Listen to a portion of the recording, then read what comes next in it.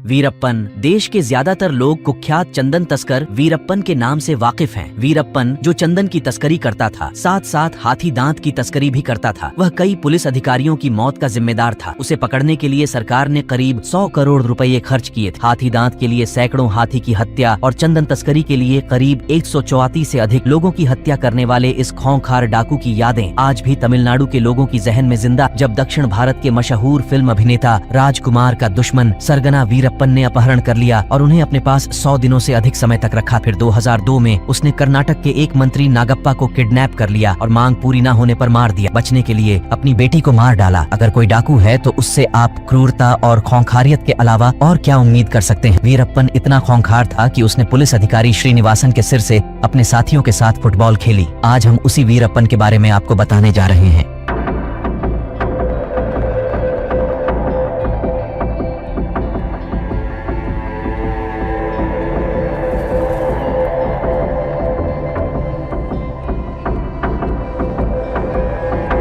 वीरप्पन का जन्म 18 जनवरी 1952 को गोपीनाथम गांव में हुआ था। वीरप्पन का जन्म तो सामान्य से चरवाहे परिवार में हुआ था, लेकिन बाद में वह भारत का सबसे कुख्यात डाकू बन गया था। वीरप्पन बारे में कहा जाता है कि उसने 17 साल की उम्र में पहली बार हाथी का शिकार किया था। हाथी को मारने की उसकी फेवरेट तकनीक होती थी उसके माथे के बीचों बीच गोली मारना, जिससे हाथी की तुरंत मौत हो जाती थी। वह हाथियों का शिकार कर उसकी खाल और दांत बेचता था। साथ ही चंदन की लकड़ियों की तस्करी कर उससे मिले पैसों से हथियार खरीदता था। वीरप्पन ने करीब 2000 से ज्यादा हाथियों की हत्या की थी। इसके बाद उसने अपने प्रतिद्वंदी गिरोह का खात्मा किया और जंगल में अपनी बादशाहत कायम कर ली। बताया जाता है कि 40 साल में वीरप्पन ने हाथियों के दांत की तस्करी से 88,000 पाउंड यानी करीब 75 करोड़ रुपए की काली कमाई की थी। इतना ही नहीं, उसने करीब 10,000 टन चंदन की लकड़ी का व्यापार किया था, जिसकी कीमत 2 अरब रुपए थी। वीरप्पन की भूख तस्करी से खत्म नहीं हुई और उसने बड़ी बड़ी हस्तियों को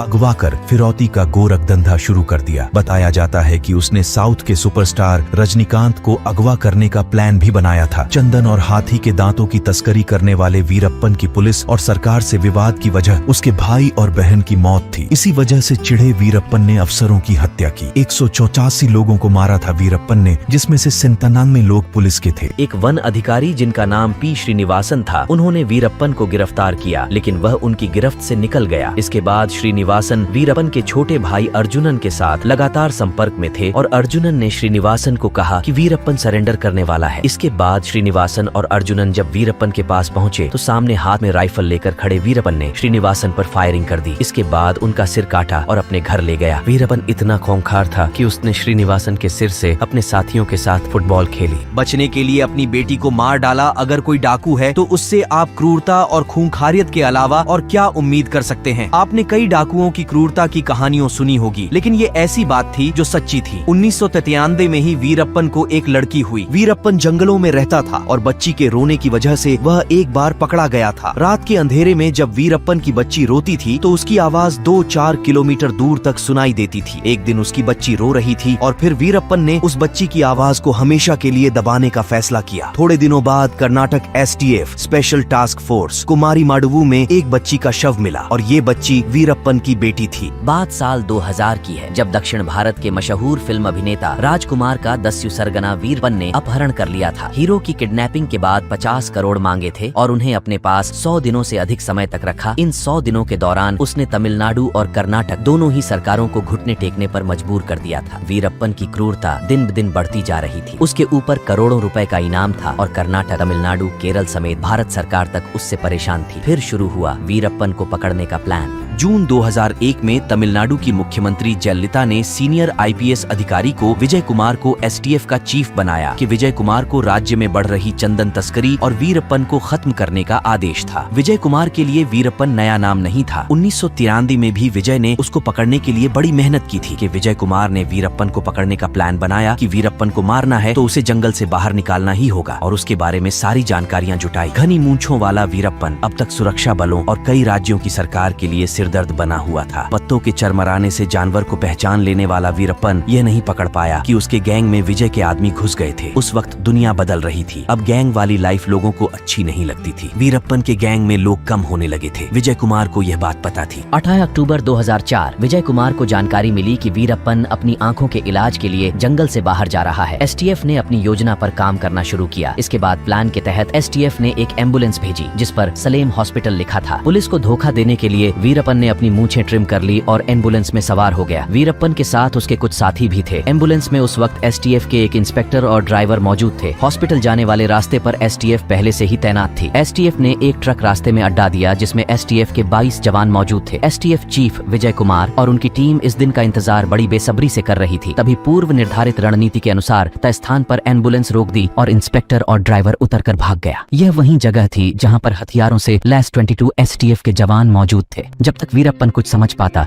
उससे पहले पुलिस ने उसे चेतावनी दे दी। वीरप्पन और उसके साथियों ने एम्बुलेंस के अंदर से ही फायरिंग शुरू कर दी। तभी पुलिस ने भी जवाबी कार्रवाई करते हुए AK-47 से ताबड़तोड़ फायरिंग की। करीब 20 मिनट तक चली इस फायरिंग में चंदन का सबसे बड़ा तस्कर वीरप्पन मारा गया। 18 अक्टूबर 2004 रात 10:40 बजे तमिलनाडु की मुख्यमंत्री जयललिता का फोन बजा। सामने थे आईपीएस अधिकारी के विजय कुमार। विजय कुमार ने जयललिता से कहा, ma'am we have got him. Vijay Kumar का इतना कहना था और जयललिता ने कहा, मुख्यमंत्री रहते हुए मुझे इससे अच्छी खबर नहीं मिल सकती। दरअसल विजय कुमार जयललिता को वीरप्पन की मौत की खबर दे रहे थे। ये वही वीरप्पन था जिस पर 2000 से ज्यादा हाथियों और 184 लोगों को मारने का आरोप था। जान पर खेलकर उसके गैंग में शामिल होने वाले पुलिस वाले कमाल के थे। बहादुरी की ऐसी मिसाल मिलनी मुश्किल है। जयललिता ने इस ऑपरेशन में शामिल अपने अफसरों को प्रमोशन दिया और सबको 3-3 लाख रुपए दिए गए। विजय कुमार ने इस ऑपरेशन कोकून के बारे में किताब भी लिखी है। नाम है वीरप्पन चेजिंग द ब्रिगेंड। 10 महीने तक चला यह ऑपरेशन। विजय के आदमी सब्जी वाले, मजदूर, कारीगर बनकर उन गांवों में फैल गए थे जहां वीरप्पन घूमता था। ऐसे बहादुर लोगों के लिए एक कमेंट लाइक बनता है। साथ में चैनल को सब्सक्राइब करना न भूलें।